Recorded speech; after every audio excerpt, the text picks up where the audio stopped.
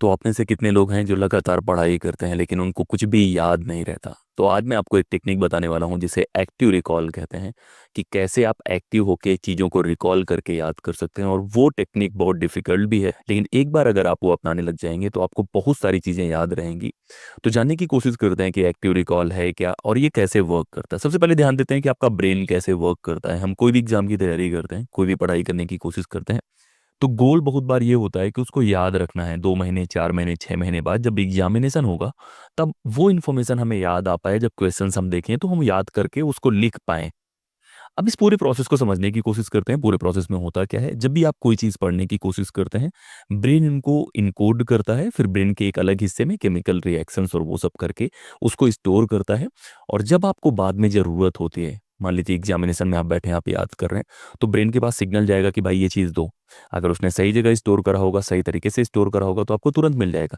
लेकिन अगर उसने सही तरीके से स्टोर नहीं करा, आपने मेहनत करके स्टोर नहीं करा, बहुत क्लियर स्टोर नहीं करा, तो फिर रिट्राइव नहीं हो पाएगा। तो प्रोसेस है कि ब्रेन इनकोड करता है, स्टोर करता है, और ज़रूरत पड़ने पे आप इसको रिट्राइव करते हैं। पूरा प्रोसेस यही है। अब ये प्रोसेस आपने समझ लिया, लेकिन हर इंसान का प्रोसेस अलग होता है।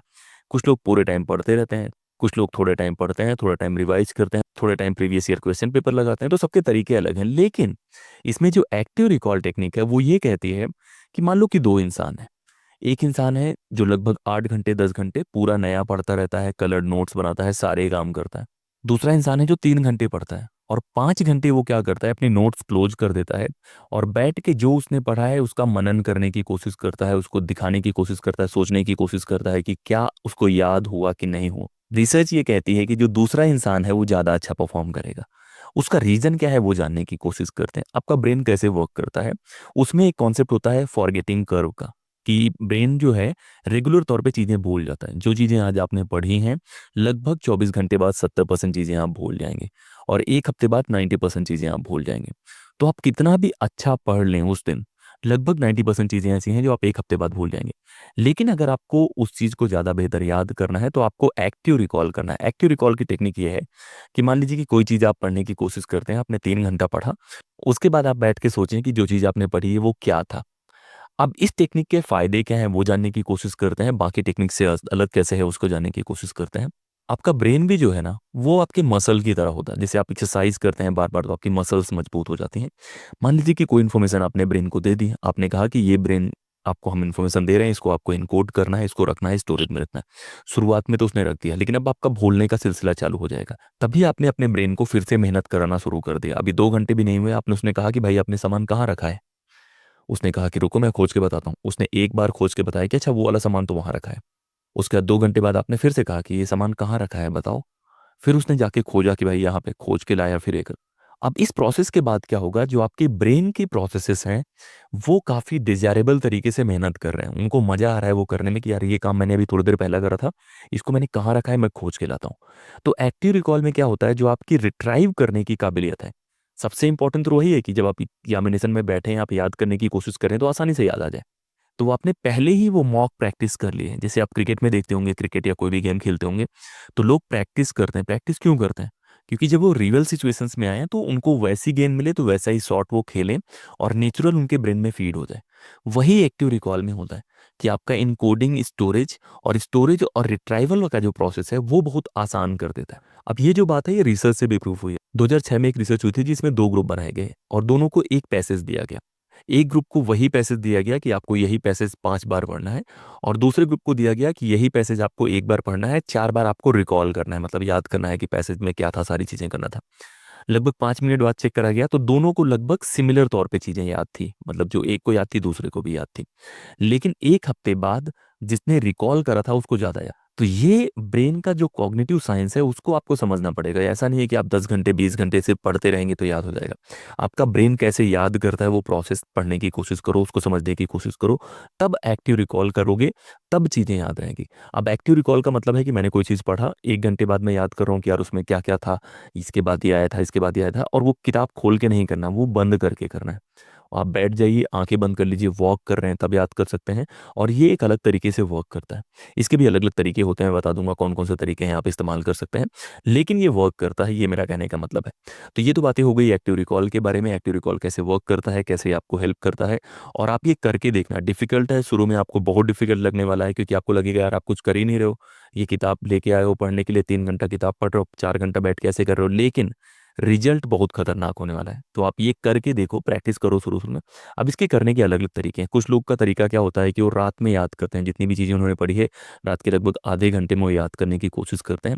वो अच्छा तरीका है, जो लोग भी करते हैं अच्छी तरीके हैं ये याद करने का, लेकिन मैं चाहूँगा कि आप उसका टाइमिंग बढ़ाएं। अगर आप उसको और बीच में भी कर सकते हैं, एक दिन बाद भी कर सकते हैं, तो वो वर्क करेगा, वो एक करने की कोशिश करें। अब इसके दो तीन तरीके होते हैं। अब एक होता है फेमैन टेक्निक। फेमैन टेक्निक में आपको एक्सप्लेन करना होता है। मान लीजिए कि कोई चीज़ आपने पढ़ ली है, मैंने आपको पहले ही बताया कि अगर आप कोई चीज़ पढ़ने के बाद उसको एक्सप्लेन कर पाते हैं, तो जब आप किसी को एक्सप्लेन करने की कोशिश करेंगे तो आप रिकॉल ही तो कर रहे होंगे कि यार ये वाला कॉन्सेप्ट ऐसे है, ये वाला कॉन्सेप्ट ऐसे है, ये वाला कॉन्सेप्ट ऐसे है। और वो करते समय जो जो आपको गैप लगे कि यार ये चीज़ नहीं याद आ रही, ये चीज़ नहीं याद आ रही, उसको आप नोट कर सकते हैं, दोबारा फिर उसको पढ़ के फिर से रिकॉल कर सकते हैं। एक तरीका ये है। दूसरा एक ब्लैंक पेज टेक्निक होती है कि मान लीजिए कि कोई भी चीज़ आपने पढ़ ली, अब पढ़ने के बाद आप एक ब्लैंक पेज लीजिए, उसमें नोट करने की कोशिश कीजिए कि क्या चीज़ें थी उसमें, और उसका एक माइंड मैप बनाने की कोशिश कीजिए, एक की फैक्ट्स क्या थे वो बनाने की कोशिश कीजिए। ये बहुत डिफिकल्ट है लेकिन बहुत इफ़ेक्टिव है।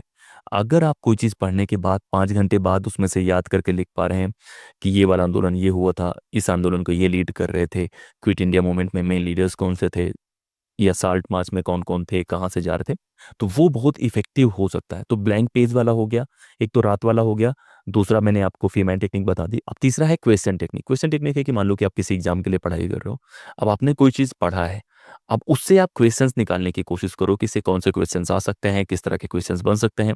वो ऑब्जेक्टिव सवाल भी हो सकते हैं, सब्जेक्टिव सवाल भी हो सकते हैं। अगर ये तरीके अगर आप अपनाते हैं, चाहे वो ब्लैंक पेज वाला है, चाहे फीमैन वाला है, चाहे क्वेश्चंस बनाने वाला है, चाहे रात में रिकॉल करने वाला है, आपका असर दिखेगा 1 महीने, 1.5 महीने, 2 महीने में, लेकिन असर दिखेगा। बहुत एफिशिएंट तरीका है। शुरू में मन नहीं करेगा, उसका रीज़न है इनर्शिया, कि आपको लगता है कि जब भी आप पढ़ाई कर रहे होते हैं तो आपको इमीडिएट रिवॉर्ड मिलता है। इमीडिएट का मतलब है आपको लगेगा आपने 50 पेज पढ़ लिए, 100 पेज पढ़ लिए, और 1 हफ्ते बाद उसमें से 90% भूल जाएँगे। तो मान लीजिए कि आपने 100 पेज पढ़ा है, तो 1 हफ्ते के बाद आपके पास 10 पेज ही बचेगा। लेकिन अगर आप एक्टिव रिकॉल करते हैं और आप 50 पेज पढ़ते हैं, तो हो सकता है आपके पास 25 पेज बच जाए। तो इस तरह से कलेक्ट करने की कोशिश करो। तुरंत क्या रिवॉर्ड मिल रहा है उसके बारे में मत सोचो। बाद में जब एग्ज़ामिनेशन नज़दीक आएगा तब क्या याद रहेगा उसके बारे में सोचो। तो जो भी जीएस की तैयारी कर रहे हैं, मैथ्स की तैयारी कर रहे हैं, जो भी एग्ज़ाम की तैयारी कर रहे हैं, एक्टिव रिकॉल बहुत अच्छा वर्क करता है, मैथ्स में बहुत अच्छा वर्क करता है, जीएस में वर्क करता है।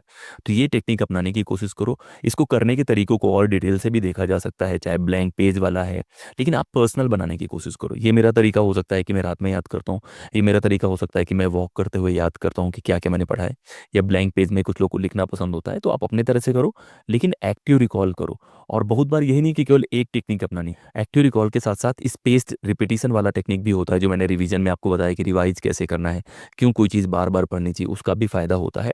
उसके साथ साथ और भी टेक्निक होती है। एक टेक्निक होती है इंटरलीविंग की, सबके बारे में आपको बताने वाला हूँ कि स्पेस्ड रिपीटिशन कैसे करना है, इंटरलीविंग कैसे करना है। और सारी टेक्निक्स को यूज करो, मिला के यूज करो। ऐसा नहीं कि मैं तो एक्टिव रिकॉल वाला हूँ, ऐसा कुछ नहीं होता। अगर आप कहीं खाना खाने जाते हैं तो जो भी बेस्ट चीज़ें मिलती हैं उसको खाने की कोशिश करते हैं। तो रिवीजन के लिए, पढ़ाई के लिए और मेमोरी को अच्छा करने के लिए यही तरीके हैं। एक्टिव रिकॉल एक बेहतरीन टेक्निक है, मैं खुद इस्तेमाल करता हूँ। मेरे बहुत सारे अच्छे दोस्त हैं जो ये टेक्निक यूज़ करते हैं। कुछ तो बहुत शिद्दत से यूज़ करते हैं। 4 घंटे पढ़ेंगे, 4 घंटे ऐसी चीज़ें करके अपने ब्रेन को बार-बार वो फूड दे रहे होते हैं, ब्रेन को एक काम दे रहे होते हैं, दिमाग तेज़ होता है। जैसे कहा जाता है ना कि आप चेस खेलते हैं तो दिमाग तेज़ होता है, या उस तरह से होता है। क्यों होता है? क्योंकि आप ब्रेन को बार-बार कह रहे हैं, भाई ये सोच के दिखाओ, ये सोच के दिखाओ। तो ब्रेन को रेगुलर आप चैलेंज दे रहे हैं। जब आप पैसिव रीडिंग करते हैं, कि आप रीडिंग कर रहे हैं, आप केवल सुन रहे हैं, आप वीडियो देख रहे हैं, उसमें आपके ब्रेन को ज़्यादा एक्टिविटी नहीं करनी पड़ती। आप सामान दे रहे हैं और रख रहा है। लेकिन इसमें उसको सही जगह पे रखने के लिए आप बोल रहे हैं कि अच्छा यहाँ रखा है, यहाँ नहीं, यहाँ रखो, यहाँ रखा है, यहाँ नहीं रखो। तो वो करने के लिए मजबूर कर रहे हैं, तो आपका ब्रेन भी कहेगा कि यार कुछ काम चैलेंजिंग मिल रहा है, अब मैं अपने आप को ग्रो करूँगा।